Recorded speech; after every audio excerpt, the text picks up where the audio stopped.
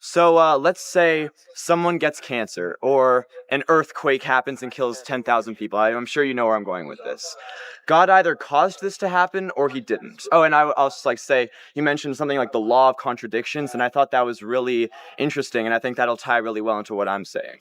That there are two options, and one of them must be true, and they can't be true at the same time. So someone gets cancer or an earthquake kills thousands of people. God either caused this to happen or he didn't. If he didn't, there are two options. He either wanted it to happen or he didn't want it to happen. And if he didn't want it to happen, that implies that he did nothing to prevent it from happening. So I'm asking, how can you reconcile these three choices, that he caused it to happen, that he wanted it to happen, or that he did nothing to stop it? How do you reconcile those with a benevolent, omnipotent God? You have obviously raised one of the most difficult questions, which is, if God is all-powerful, if he's all-loving, and if he's good, then why is there suffering and evil and death? Ultimately, I do not know. For thousands of years, philosophers far more intelligent than me have struggled with the question. They've never come up with an ultimate answer. Jesus does not ultimately answer it. So it would be a little naive to think that I could answer you exactly. But there are a lot of important points, very important points to make. First point. John chapter 9. The disciples come up to Jesus after he has seen a man born blind, and they ask him a very similar question. Who caused this man to be born blind? Was it his own sin, or was it his parents' sin? Jesus responds, neither this man nor his father or mother. This happened so that the power of God might be shown in his life. And Jesus performs a miracle and opens the eyes of the blind. See, what Jesus did there is, he popped their neat little box that said, all suffering is a direct result of sin. And he said, no, you're wrong. Neither this guy sinned, nor his parents sinned, that he was born blind. The Jewish people of Jesus' day had this understanding. You suffer because you sin. There's a one-to-one correspondence. And Jesus says no. And obviously, that's one of the main points of the book of Job. Job didn't suffer because he had sinned. Although his friends said that to him, that's why you suffer. Obviously, one of the main points of the book of Job is, no, Job suffered because Satan challenged God regarding Job's faith. Hey, Job believes in you because he knows who butters his bread. He believes in you because he knows the goody-goodies come from you. You take the goody-goodies away, he'll curse you to your face. And God says, I don't think you're right. And so one of the main points of the book of Job is Job's faith in God is based on the character of God, not on the circumstances of life going his way. Okay, now I've said already probably too much, so come back at me. Would it be fair for me to summarize that by saying that we simply don't know why people suffer, but we know that it's not, suffering does not come from sin? Is that fair? No. Okay. No, because, but you listen well, you're right, that's the main point I've been making right now. But no, sir. Jesus and the Bible also teach that, yes, suffering at times comes from sin. Not necessarily. Whack. He suffers, obviously, because I sinned and I hit him. But not necessarily, exactly. Okay. But I understand why you would say I don't know, but I'm asking, how do you personally, I mean, if you accept both, then you're going to obviously have great cognitive dissonance. So I'm asking how you personally reconcile a benevolent, omnipotent God with cancer, with earthquakes, not with human evil, with natural evil. Okay. The first way I deal with it is to realize the following. If there is no God, objective morals do not exist. Point 2, evil exists. You've just been articulating it very well. Point 3, because evil exists, objective morals exist. Point 4, because objective morals exist, God exists. What I'm trying to point out is, if you really experience angst over evil, what you better not do is say, there is no God because of evil. Because if you do that, then you got a real problem. You got something that you experience as evil, but you're going to have to acknowledge, it's not really evil. It's all relative, it's all arbitrary. No, you know that evil is real. And in a weird way, evil points you to the fact that there's got to be some type of God who defines objective morals. What's good, what's evil. Next point. Genesis chapter 3 records a fall. It records how the good creation is corrupted. So you were born, and I am born, into an unfair, messed up, corrupt world. Not because God created it that way, but because we human beings told God, get lost. He partially honors our request, takes a step back from planet Earth, and chaos erupts.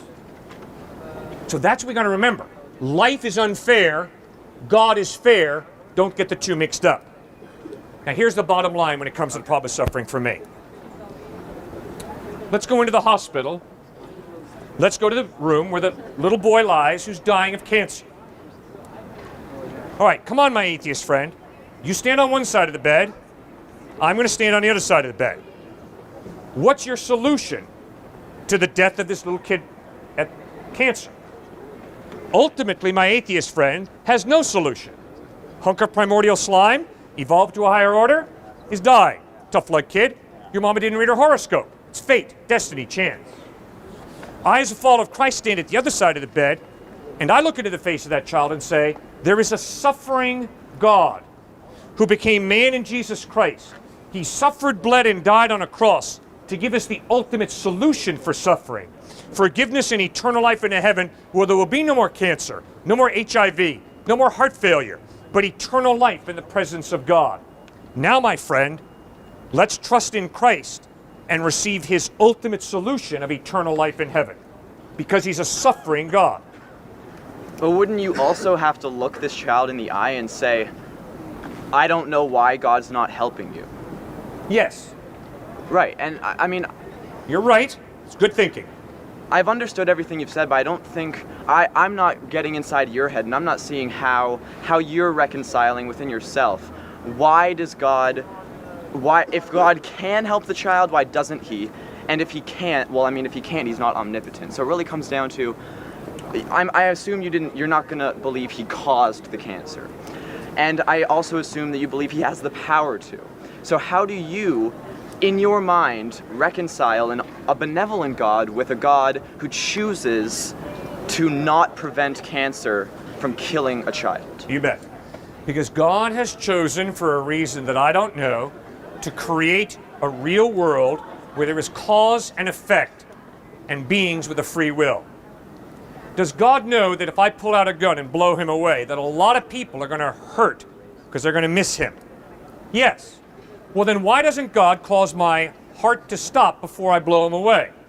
I do not know. But I do know that God has caused a real world, given me a free will, so that I could pick up a gun, blow him away, and bring a tremendous amount of pain into a lot of people's lives. Why didn't God cause Hitler's mother to have a miscarriage? I do not know. That certainly would have protected a lot of people from experiencing a lot of pain. But God has created a real world where we have a free will, and he's not going to intervene on a regular basis to block our free will. He's also created a world where there's cause and effect, where there's genetic breakdown, and he's not going to step in and heal every sick baby. Babies die. But I do know that he loves us, because he sent his son Christ to die on a cross to forgive us and to give us new bodies to live forever in eternity. So I do know that. But exactly why he doesn't intervene, which is a great question you're asking. Believe me, it's a hard one for me, because I have to sit beside the bed of dying children. I don't know why he doesn't intervene. Okay, but you do acknowledge that God isn't doing anything to stop the cancer in the child. He's making the active choice not to intervene. Correct. All right. I would say the analogy with the gun is a little different, because there he'd be preventing your own free will. Right. But if, cancer is an infection, it's a malevolent, right. Whatever, a bad tumor. Right. And if God prevented the cancer from growing inside a child, that's not going to interfere with any human's free will. And so I really don't think the free will argument applies to the issue of cancer or an earthquake, which are natural occurrences. And I do understand the cause and effect thing, that, you can see the earth as a machine that God started, and there's cause and effect. But why, if he truly does love the person who gets cancer, and he cares about them deeply, intimately, why would he not intervene and stop the cancer from infecting this person? Why would he not intervene and stop the earthquake from killing thousands of people? Okay, ultimately, I do not know. But, just think with me a second. This fine university was not put together last summer. That'd be a little naive. Yeah. This fine university is a result of a lot of people sacrificing, paying taxes, giving donations. A lot of people invested a lot of time and work to put this fine place together. You benefit from it. It's a consequence of some wise decisions some people made. Similarly, you're born into a world where people have also made horrible decisions. Unfortunately, there are consequences. You get smacked in the face by those consequences. It's not because you deserve it. It's not because you've earned it. No, you're born into a world where there are a tremendous amount of benefits that have accrued because of the generosity of people, like maybe your mom and dad, but you also get hit by the consequences of some horrible, irresponsible decisions that people have made. That's the type of world we live in. But wouldn't you agree that cancer is not the result of any human choice? No, I disagree. I think that cancer is not the way God created us to experience life, and that's real clear from Genesis 1 and 2. But in Genesis chapter 3, we read how when human beings rebel against God, he steps back. And because of that disengagement, chaos, disease, death enter the experience of humankind. I apologize if I'm misunderstanding, but are you saying that it is, in a way, a punishment on all of humankind? It's a consequence. So, the fall of man at the Right. beginning of time Right. causes a child nowadays to get cancer, and God does absolutely nothing to prevent that. No, it doesn't cause it, but it sets up a situation where there is a mixture in this world of good and evil, comfort and suffering. But God has done a tremendous amount to give us the solution. Christ bled and died on a cross to give us the ultimate solution for suffering and death, forgiveness and eternal life in a heaven where there will be no more cancer. But he's still benevolent. Absolutely. Yes, and he's also absolutely just. And he's absolutely respecting free will. And he absolutely respects the fact that we can make decisions, but there are consequences to those decisions. I study humanity. Humanity is my passion. I'm a cultural theorist and I've been working on understanding how people interact, how people understand each other, how we come to our discussions of knowledge and creation together. And so that's where I'm coming from. So my first question to you, sir, is what are your intentions by having this discussion here? My intentions are to introduce people to the closest friend I have, Jesus Christ. Okay. And so one more thing I'd like to mention is I do not come to try to disprove this man. I come because I understand that he has an understanding, and what he knows, he does know because he knows it. But I also know what I know because I know it. So my first question to you is, would you say that man can understand God?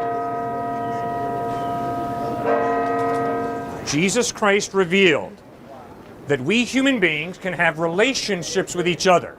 But in those relationships, we do not totally understand another human being. Okay. We have partial understanding. Similarly, Jesus revealed that we can know God, not totally, but we can have partial knowledge of God.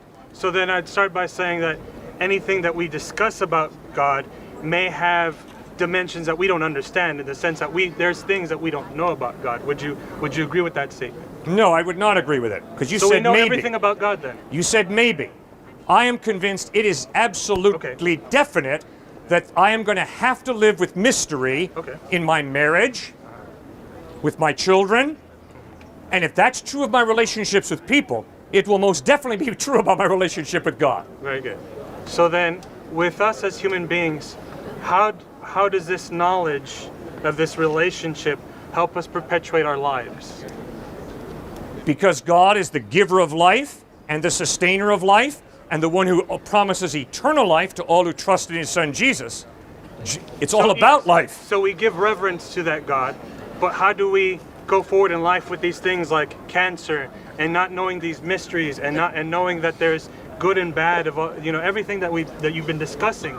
All these things are apparent. So how do we live on in life with this understanding? You have no option. If you put your faith in Christ and you're able to find a cure for cancer, you've got to find that cure. That is where I would disagree with you, because I agree with what you said earlier about we all each have a gift from God. Whatever that means for anybody's perspective, I feel that the one gift that humanity, not the one gift, one of the gifts that humanity has is the gift of creation. We have the ability to create. We have the ability to think of what we want to see in existence and make it happen. And you say there are no options, yet that gift that we've been given allows us to breed many options.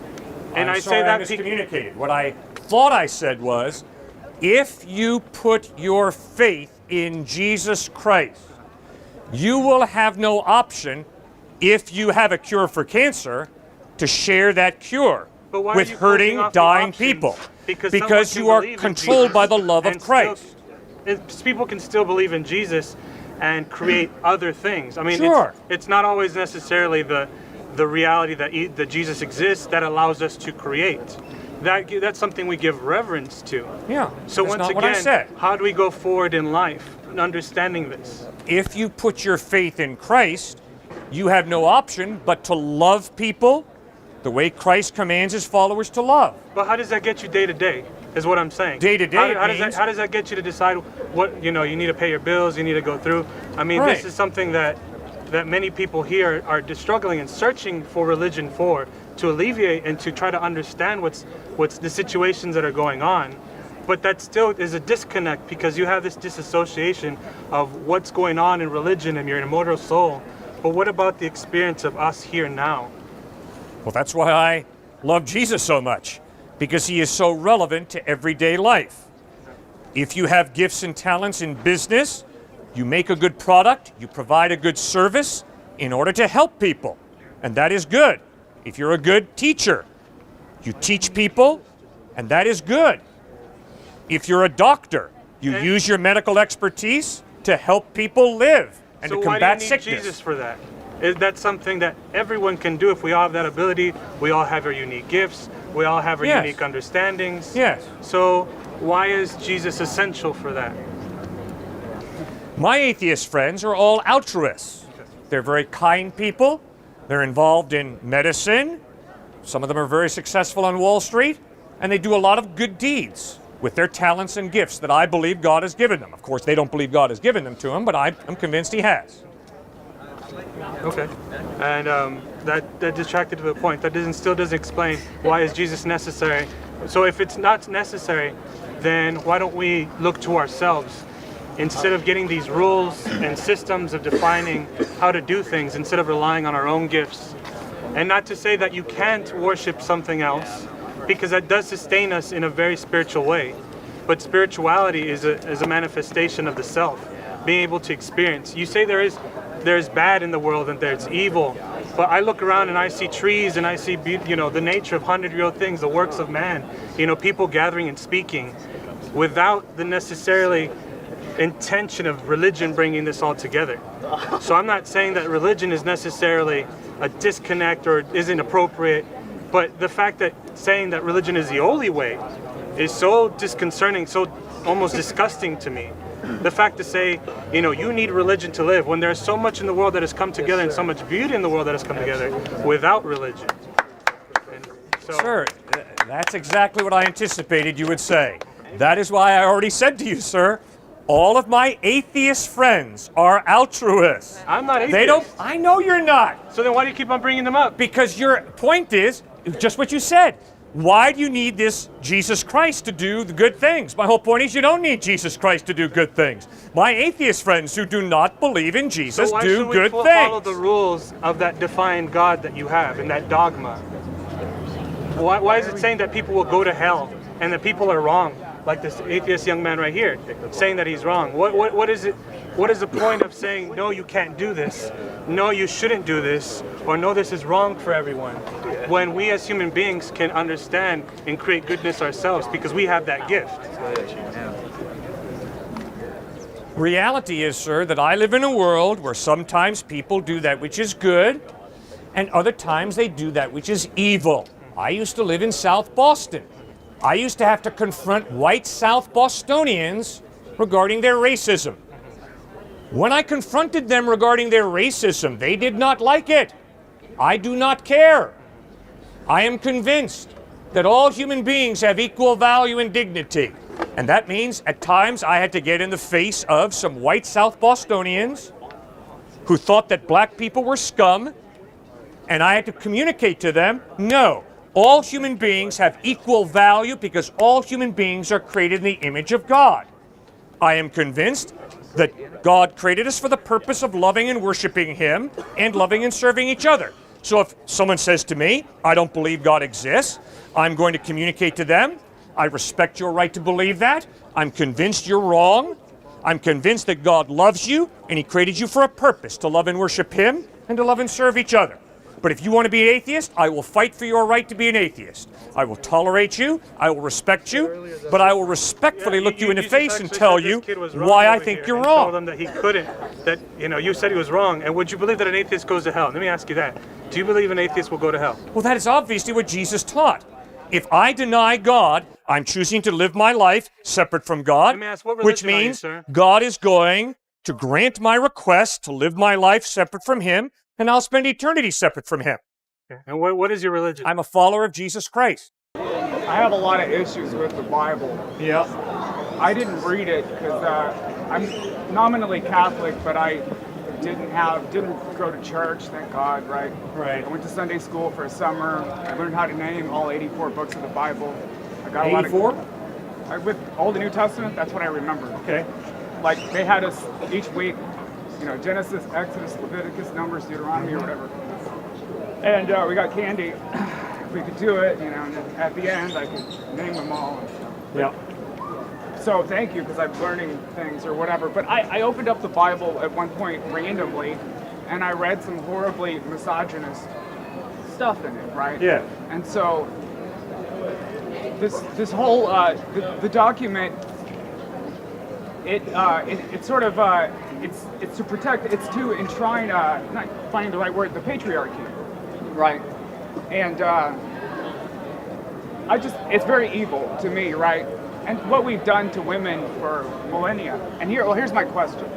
I want to find a real smart person that's thought about this a lot that can answer for me why it was that since women are, there's some beautiful women around here, you know what I mean? Yes, there are. We agree on that. Yeah, women are smarter than men, mostly, right? They're just more beautiful beings. But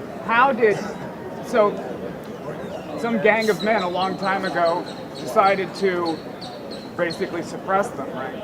That's very simple, because men are sinners. And that's why men have had chauvinistic, sexist attitudes, because men are sinners. That's evil, that's wrong.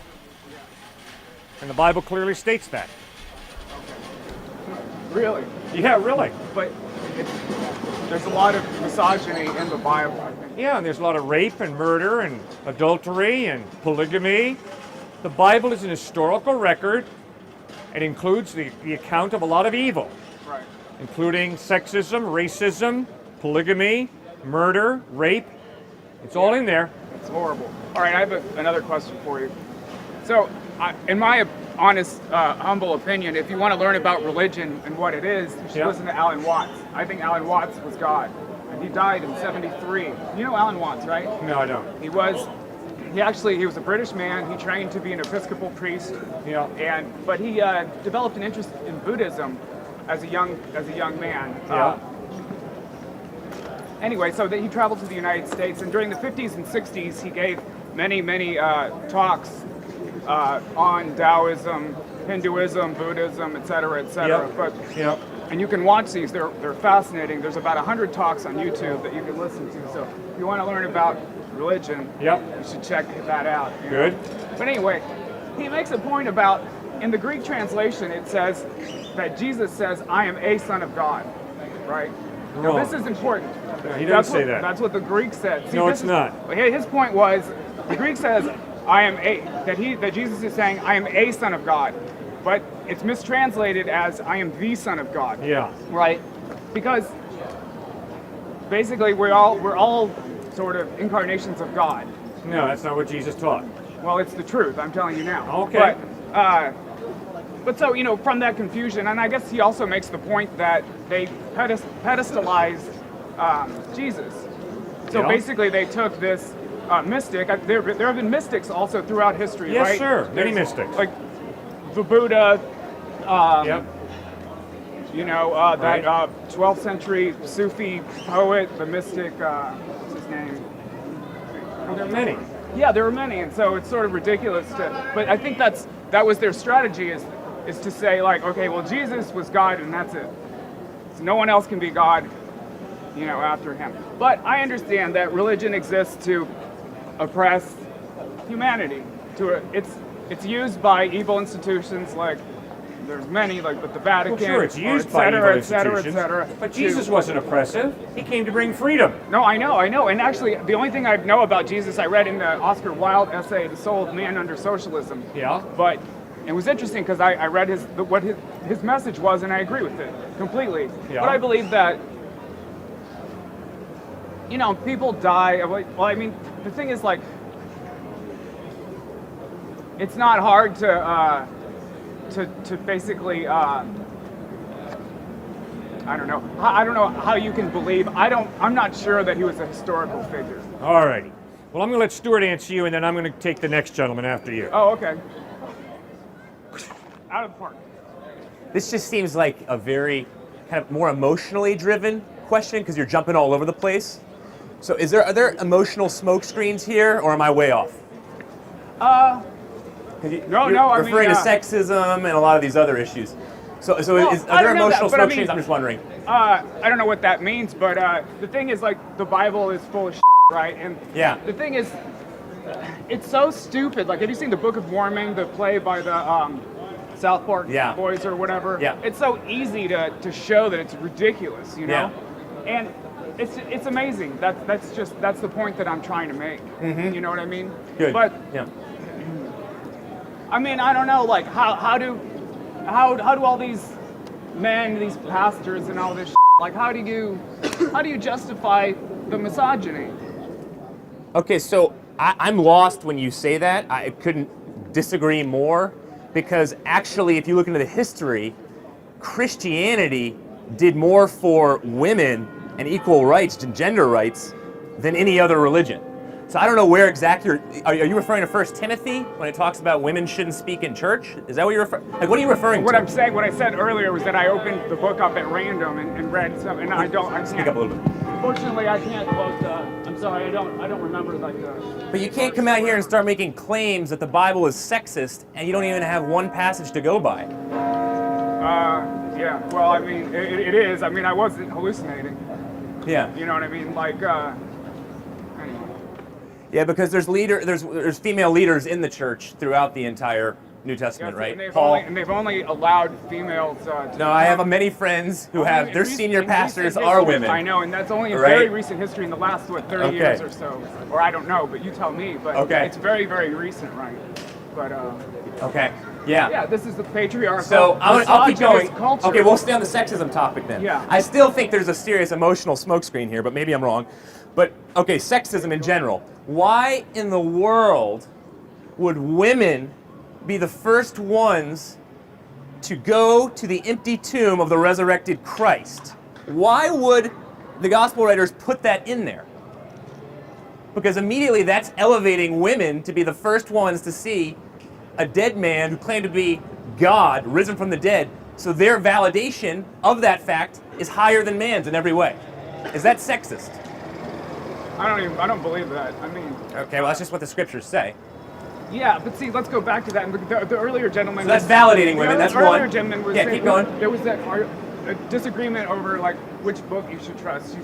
Should you trust the Quran or the Bible? Like, why on earth would you trust a book that's a collection of writings by dead, men that have been long dead for a long Sure. time? Many of the important books are left out of it. The Sure. Gnostic, do you know what the Gnostic Gospels Absolutely, are? yeah. Yeah, like, I mean, you don't even. And here's another point. The thing Gospel is that Thomas, et cetera, yeah. aside from Christian mystics, Right. in the Christian religion, this is how you oppress people: is you don't allow them to really be enlightened and really understand that,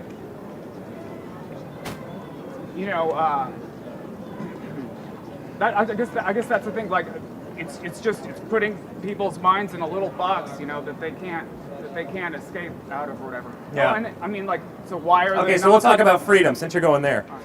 Okay, freedom. We've talked a lot in the last few days. A lot of students have brought up moral absolutes, right? I would say one of the only, if not the only, absolute today in our culture is freedom. Would you agree with me on that? So it was brought up negative and positive freedom. Okay. Both were brought up, right? Okay. So negative freedom is freedom against, positive freedom is freedom for. Okay. My argument from the Christian faith, why it makes the most sense of freedom and why it is the most freeing for both you and me in terms of our self-worth, our identity, but let's go with relationships, okay? We can go with the other two later. Relationally, why it is the most freeing is because it is a positive type of freedom, not the negative freedom, which says it validates you as an individual completely, says you have free will, and yet at the same time, when it comes to, say, marriage, you are supposed to sacrifice for your spouse in order to have a loving relationship. So you have that relationship right there, the marriage relationship. Now let's make this broader. Let's take it societal, culturally speaking. If you have a type of positive instead of a negative freedom, where you're negating freedom for a positive reason, you're going to make sacrifices for the poor. You're going to make sacrifices for your children. You're going to make sacrifices for your spouse, friendships. So in my mind, that's exactly what the Bible reinforces, a type of positive freedom, when negative freedom is deleterious to our culture, which is what you see in so much of our culture today. I mean, like. So when you say this box, I'm just trying to get at, what are you talking about when you say box? Oh, well, I mean, Yeah. like, okay, I've read a lot of books in my life, and I believe to get at the truth, you better look at a lot of sources, right? That would be my argument. You need to look here, look Amen, there. bro. Right, look Amen, yeah. everywhere, and then just think for yourself, right? Yep. Like what the truth is. Yep. It sounds like a gunshot. Anyway, what was I saying? Okay, so let's just keep going with freedom then, okay? So, Barry Schwartz, someone brought up TED Talks yesterday, so I'll Hold stay on, with TED I Talks. remember- sorry, Barry okay, Schwartz but talks I about. remember that Okay, what I was working on. The thing is, like, it just makes me sad to see people. I mean, I'm glad that they're studying something and reading something, but they're always reading the same book, and they read it over and over and over again. But that's the only thing that they can read, right? And Yeah. that's why I think it's used to control people, right? Right.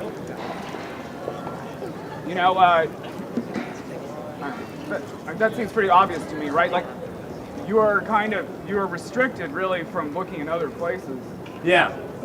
Yeah, exactly. That's why I try and pull from as many external sources that I possibly can. I don't just look at the Bible. That would be a little narrow-minded. You're exactly correct.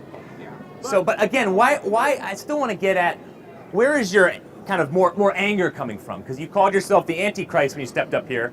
Then you talked about misogynism, sexism. Yeah. There's some. Anger. Is religion evil? Is that why you're doing this? Was Yeah. Christ evil?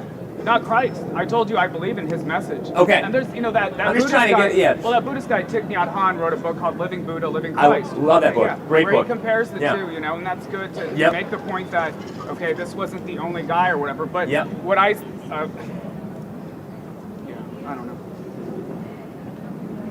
Oh, anger. Right. Well, I mean, just that people are controlled in this way. It's horrible. And all the violence. When I was reading about the, Bloody Mary in England, I don't know the whole story, but because of this fight over whether our religion's going to be Protestantism or Catholicism, how much blood is shed, right? So blood is shed all the time because of religion, right? Yeah. And demonizing those brown people over there so we can murder them, which we do by the hundreds So daily, true. I guess. Not I right. totally not agree right with to you. do. And how can Yeah. how can a man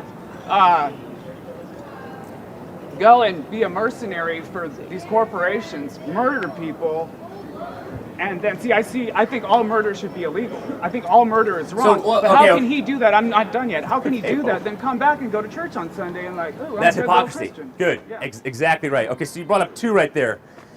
2 in 1, in the sense of religion can be violent, and you also have the issue of hypocrisy, right? Okay, religious hypocrites, I have to answer for as a pastor on a regular basis, right? Yeah. Jesus Christ was confronting religious hypocrisy throughout the entire New Testament, if you look at it, right?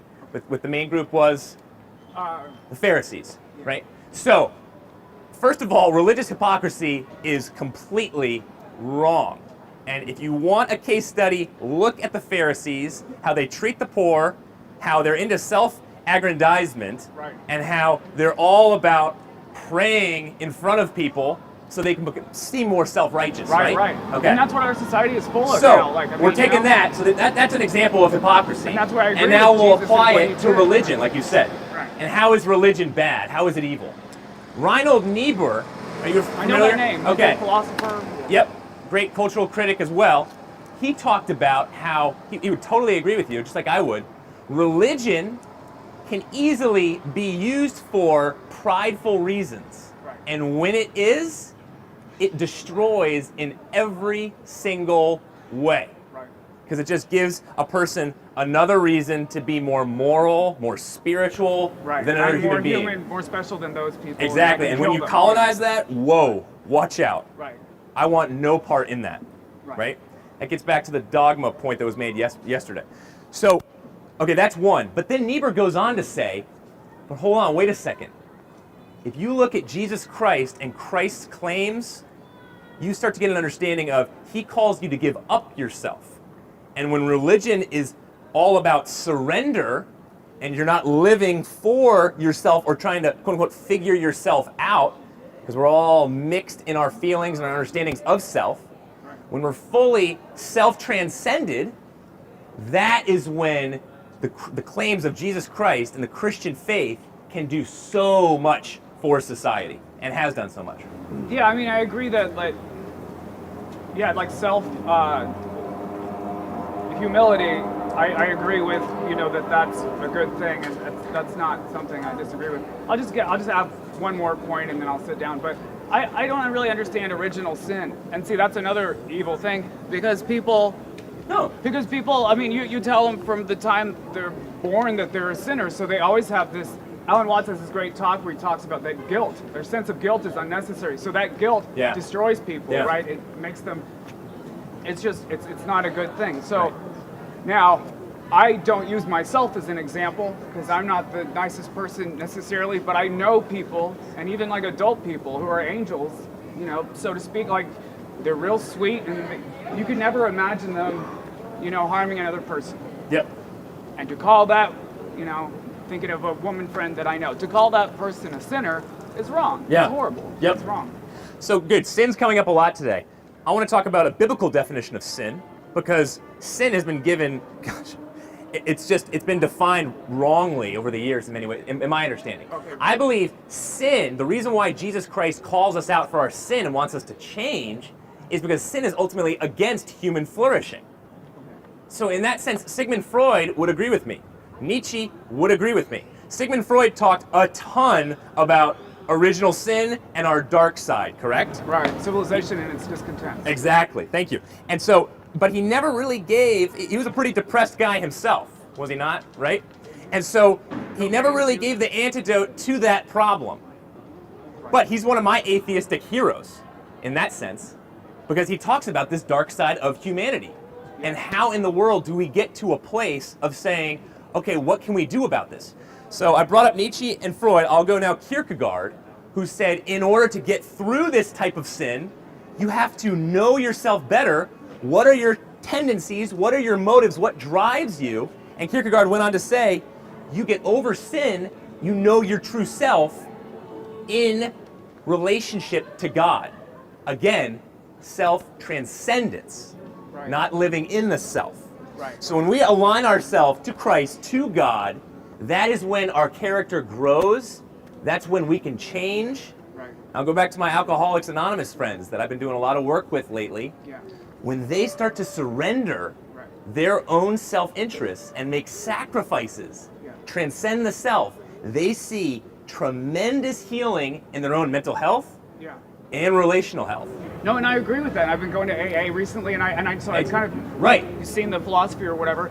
I agree. The only So I'm surprised then that you're so angry at the only problem I religion, have with what you're saying Right. is that Christ is not necessary for this, or God, which we don't know how to define. We don't know what we're talking about when we say God. So you disagree with your AA buddies then? Because what are the fundamental tenets of AA? I guess what you said, those things that does help people with mental health issues and relationships, and I see the church helping people with that. It's just in my mind, you don't need the Bible, you don't need Christ. I don't understand this obsession with this one man,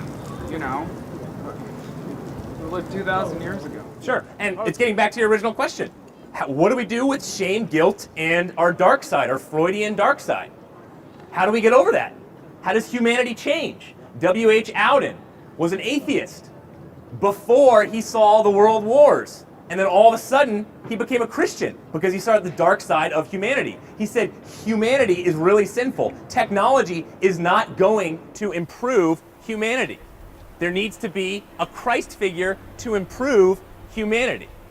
Again, it's above the human self. The self cannot balance in itself both meaning, purpose, good, evil. It's too small, right? It is entirely too small. So getting back to the shame and guilt, what is going to eradicate that shame and guilt? And Christ's claim is, it's like my New Age friend who just became a Christian.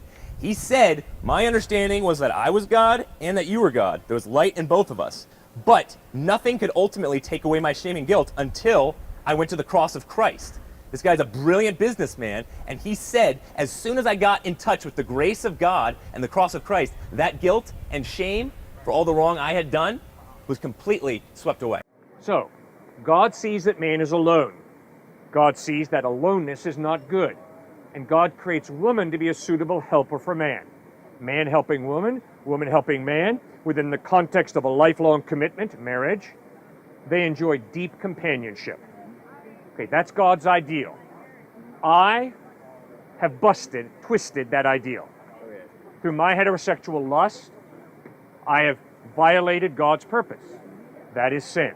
Through my heterosexual lust, I have said, God, I got a better way of doing it. I like to have a vicarious thrill by lusting. Lusting is not the sex drive, okay? The part of me that says, wow, you're gorgeous.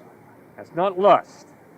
Lust is using a woman in my head to get a vicarious thrill. See, that's reducing a woman to a hunk of meat on a hoof. That's sin. Okay, so you said yourself you're not 100% sure God exists, right? Correct. But let's just assume, for the sake of argument, that He is. So would you not then, personally, I believe, if you're gay or have sex with someone of the same sex, that's fine. I think it's fine as long as they're not harming anybody else. Then it's okay. Right. Just because. So then, while God may say that, or Jesus may say that, because I created man and woman to then procreate. I guess that's the end goal, the main goal. That is why. That's part of it. Okay, so that is one part of why. Right. Being gay is then wrong. Yes, sir. So, well, then I kind of want to say, well, then I don't want to subscribe to something that believes in that. Because I feel that someone that's born gay then has something very important inherent to them. Yes. Which to someone else is just then taken away from them. Good. And that seems a little unfair to me. Okay, good. All right, 1, 2, 3, 4, 5, 6, 7, 8, 9, 10, 11 guys. All right, let's say that we're all heterosexual. Do you think that any of us was born with a heterosexual drive to have sex with just one woman? No. Thank you. Okay, so obviously what I'm arguing is, just because I'm born with a certain drive to have sex with many women does not make it right.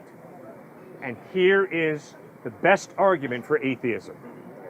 The best argument for atheism and agnosticism is, I don't want you telling me how to live my life sexually. And I don't want God telling me, Just bug off.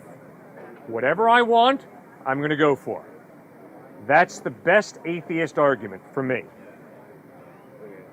Now, what Jesus communicates is, if we 11 guys have sex with just any good-looking woman we can get into bed with, that is going to harm ourselves and it's going to harm that woman.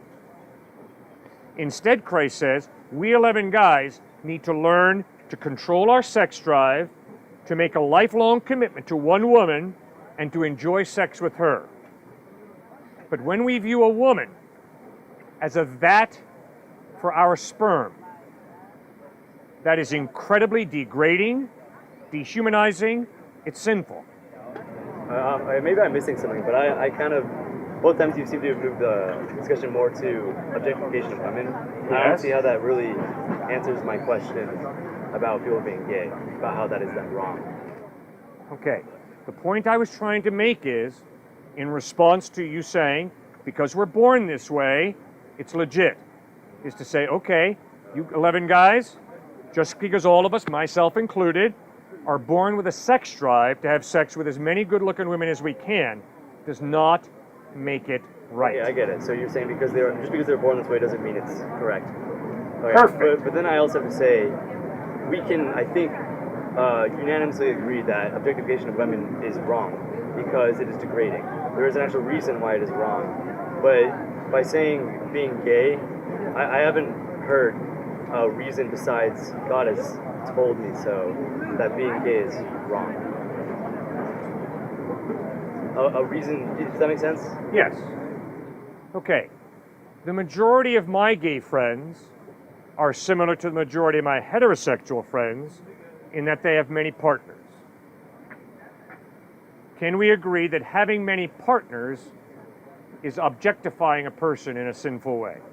Do we agree on that? I would disagree. Okay, disagree. Why? Why would I disagree? Why would you say that me having many sex partners who are women, why would you say that's good? Well, I wouldn't necessarily say it's good. I wouldn't Right. say I'd be indifferent towards that, I guess. So Indifferent, okay? I'd say when you are married, then I would say yes, you should only have sex with your wife or a spouse. Right? But outside of marriage, if you're not married, then and not in a relationship, I should say, then because I believe that sex is more of a for the pleasure and stuff, not for the stuff, not for the I guess ultimately the main goal of procreation and then whatever else you mentioned. Right? Or I don't remember where I was going with this. It's okay. But before you go on, I want to thank you. All right, thank you. All right? Obviously, we're talking about a very hot topic, but the way you conduct yourself, sir, I find incredibly refreshing. Oh, thank you. And I just wanted to say that before someone comes unglued and starts going after me, okay? Or you. Yeah. Okay, I don't buy into that, okay? We're having a good discussion. We disagree. We respect each other. We listen to each other. Wow. What an honor to meet you and to talk with you. Thank you. Thank you. Yeah, same as you. Okay, thank you, sir. Okay, keep going. Okay, I think it was objectification of women. Yeah, Yes. I was saying that I believe that having multiple partners. Yes. Saying you're not married or in a relationship Right? is okay because, well, first, why do you believe it's wrong? You believe that you should only have sex with one person and that one person that you end up marrying, or I should say you have already married. Okay, good. I believe that Jesus and the Bible make a lot of sense when they talk about sex being a tremendous gift from God, but a very personal gift. It's a gift that's to be treasured. It's a gift that is not to be prostituted. It's not to be degraded by turning it into, well, I banged on her. I banged on him. That's objectifying, which means you're dehumanizing a person and turning him into an object. Okay. Can I ask a question? Yes, please, go. So, I totally understand what you're saying, that, like, oh yeah, I banged that girl, it's just whatever, right? Right. You know, but I mean, I feel, yeah, a lot of people do say, when they talk about having sex with multiple people in that way, yes, that is certainly objectification of women. But outside of that idea, just having sex with multiple people to have sex with more than one person. Yeah. Because I haven't, but I mean, I'm saying if I were to have sex with multiple people, I would not be like, I wouldn't go brag to my friends about it. Yeah. I wouldn't go about it in an objectifying way. Does that make Okay. sense? Yep. So, so you're saying that it's wrong because it's an objectification. Yeah, that's But- part of why it's wrong. So do you believe it's inherently objectification, or that just because how people will brag to friends about having sex with multiple people, that's what makes it Good. objectification? Both. Both. Okay. Both. Because you see, I'm not very smart until it comes to rationalizing what I want to do. Then, sir, I'm a stinking genius. And guess what? One of the reasons I feel so comfortable sharing that is, I think you're just like me. You and I are not Albert Einsteins. But when it comes to justifying what we want to do, we are geniuses. We can put up rationalizations that are incredible. What do I mean? I'm speaking at the University of Arizona. Guy raises his hand and says, I date rape and I think it's fine. I say, really? And why do you say date rape is fine? He says, because I have a very high testosterone level that you obviously don't have, Cliff. So that's why I date rape. The dude was serious. And what a joke. What an absolute farce. I think date rape is right because I have a very high testosterone level. You've got to be kidding me. See, there's something called self-control, where you take your very high testosterone level and you say, you know something? I don't have to date rape. I can respect a woman and treat her respectfully. We live in a great culture, right? Until you begin to understand how many men have raped how many women. Until you begin to look at the statistics on date rape on university campuses in the United States. All of a sudden, it gets just a little embarrassing, doesn't it? That so many guys have chosen to date rape. That is disgusting. It is sinful. That's why we all need Christ. Okay, I'll try and wrap this up because I imagine plenty of other people have questions. No, I like you, sir. You're very thoughtful. I appreciate it. You end up saying that having sex with multiple people is wrong in that it is, in many cases, objectifies women. Right. And you also said that it is inherently wrong. Just Yes. The act of doing it in the first place is wrong. Correct. So then, I'm going to try and organize my thoughts. With that being said, it being inherently wrong, what about... So yeah, that as an argument to say that having sex or liking someone of the same sex, that doesn't seem to be an argument for... that saying that having sex with multiple people is inherently wrong doesn't seem to be an argument, at least to me, to proving why being gay is also wrong. Besides just being able to say that it's inherently wrong, which is my main question. I don't see what it is inherently wrong about it. Okay. Now, this is where I was really misquoted and misunderstood from yesterday. Okay? I got that. Right.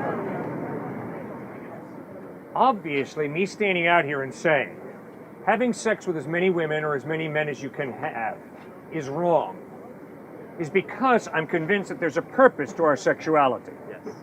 Obviously, the only way there can be a purpose to our sexuality is if we were created. If we just came about by accident, if there is no God, no intelligent mind who creates us for a purpose, then obviously, right and wrong are simply perspectives. Okay. A taste. Do you like broccoli or spinach? It's a taste. All right, so just to clarify, Yep. would you say that, assuming religion didn't exist, or in a world that religion wasn't a thing, or Christianity didn't exist, would you believe then that being gay was correct, was okay, is okay? Great point. If there is no God, and if it is true that morality is relative, it doesn't matter whether you have sex with 1,000 women or 1,000 men, or one woman or one man, or your golden retriever. I got you, yeah. Okay? And this is why I'm misquoted. Guys just went off the rails, not listening to me. I'm not saying having sex with your dog is the same as being homosexual. I'm not saying having sex with your dog is the same as being heterosexual. It's not the point. The point is, which you are going, which is, if there is no God, And if morality is therefore relative, then you better understand that it really doesn't matter whether your taste is for many men, many women, or your dog, or a vibrator. It's all just your taste. Nothing's right, nothing's wrong. Now let me push it to another area. If there is no God, and I choose to have a racist attitude towards him, that's my taste. Nothing wrong with it. If I choose to respect him, nothing absolutely right about that. It's my taste. See, that's what moral relativism teaches. Now, guess why I am convinced that atheism is false? One main reason is because all of my moral relativist friends cannot live out their moral relativism. All of them, including you, I'm sure, haul back at times and say, you should not have treated me that way. You ought not to have spoken to me that way. And when you use the word should and ought, you're appealing to a standard, not to God. You're appealing to a standard, though, outside of us. That's more than cultural. That's a real value. The only way that standard can be a real value is if there is some type of God to create it. If it's culture that defines it, then everything's culturally relative. See, so that's one of when I doubt, and I doubt, that is often what I go back to.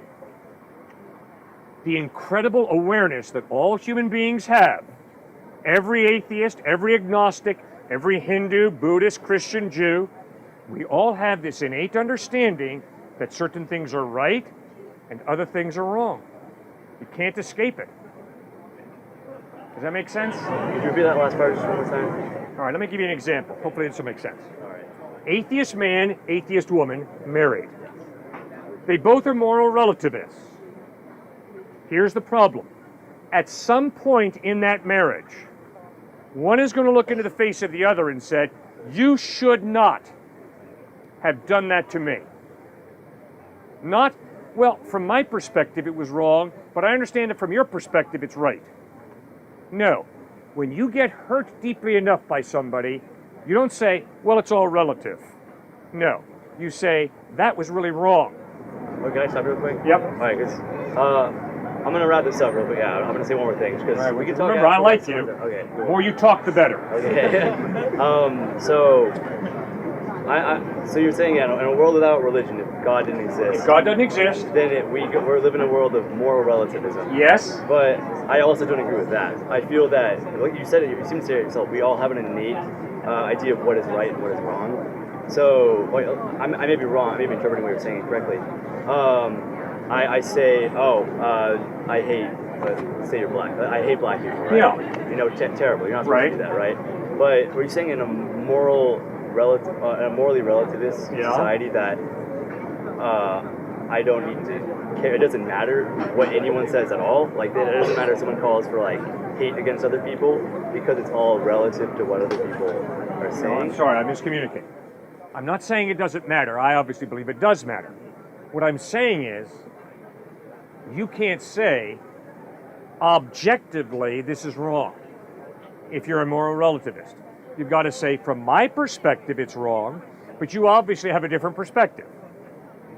See, why do I look into the face of a KKK guy and tell him, your racism is evil? That's what you believe. You believe that's your opinion. I mean, what do you mean? Oh, well, I mean, I can objectively say that it is evil. How?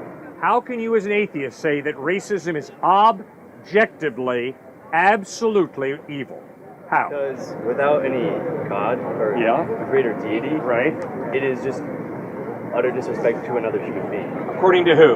According to people, to society, to what we've established. Good. And according to a lot of people, other people, racism is good. Okay. I have to debate them on a regular basis. Now, who's right and who's wrong? You see, if there is no God, there is no mind prior to the human mind that defines the value of a human being. But if the only way a person can have innate value, more than just a culture saying, you know, you're valuable because you make a lot of money, or you're smart, or you've got a good career. No. If there is no God, then we create right and wrong. So I create my right and wrong, you create your right and wrong, the KKK creates its right and wrong, white South Africa creates its right and wrong. Nobody's right, nobody's wrong. Why? Because it's all relative. This is actually my final question. If I keep talking, just tell me to stop. No, I'm not going to tell you to stop. So you said I like that, you. Sorry, what? I like you. It's an honor talking with you, sir. You think? Me too. Thank you. You said having a deity, having God Yes. become before man, Right. having set rules or guidelines as to what is objectively right and wrong. Huh? That is what defines right and wrong, because God has set forth what is God's character defines right and wrong. Yes. So then, based off of that, this kind of goes back to my original question. And if I'm still misinterpreting it, just tell me, and I'll leave. And I'll No, don't leave. But because God is saying this is what is right and wrong, He has the capability to set forth guidelines, right, rules, before man is into existence. Then are you not just following, in terms of being gay, I'm sure maybe some other things, Sure. that you are not just saying it is wrong because God has said so?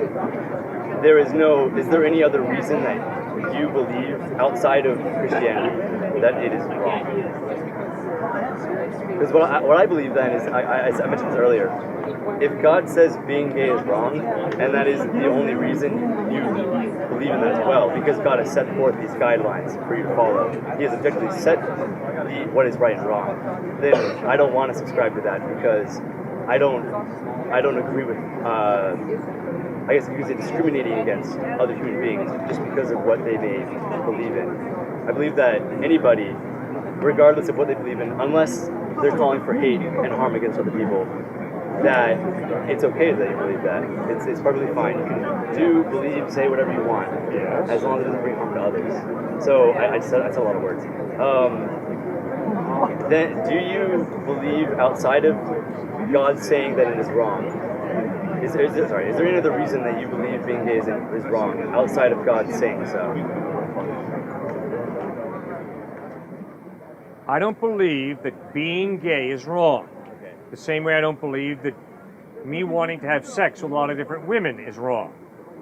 The question is, how do we handle these different desires? It's not wrong with me to have a hateful thought. The question is, what do I do with the hateful thought? Do I allow it to escalate into an imagination, then into words, then into behavior? We're all tempted. Real quick, so are you saying being gay is an evil thought or a horrible manifestation then? Being gay is very similar to me wanting to have sex with a lot of women, which comes very naturally to me. See, the question that you and I have to ask is, if there is a God, did He create our sexuality for a purpose? If He didn't, if there is no God, or if He didn't create our sexuality for a purpose, it really doesn't matter what we do. That's why my golden retriever line that has been so horribly twisted. So, how you said gay is being similar to having sex with lots of women. How are they compatible in that they're both wrong? Okay, me looking at pornography is wrong. Okay? Why? Because it is violating the purpose for which God gave me my sexuality. Okay, again, so you're saying because God has said so, this is why I believe it. Because God created us for a purpose, when we violate that purpose, we're twisting reality. Okay, so it's because God has given us this gift of life, of living, and doing anything against what He says, He's made the rules. He's the game maker, you could say. Because if we violate His rules, then that is unfair to Him. It's not okay, just because He's the rule maker, I guess. Okay, good. There we go. Evil is evil, not because God arbitrarily makes a rule.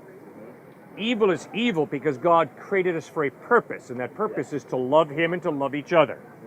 And according to Christ, having sex with anybody is a perversion of the gift of sexuality.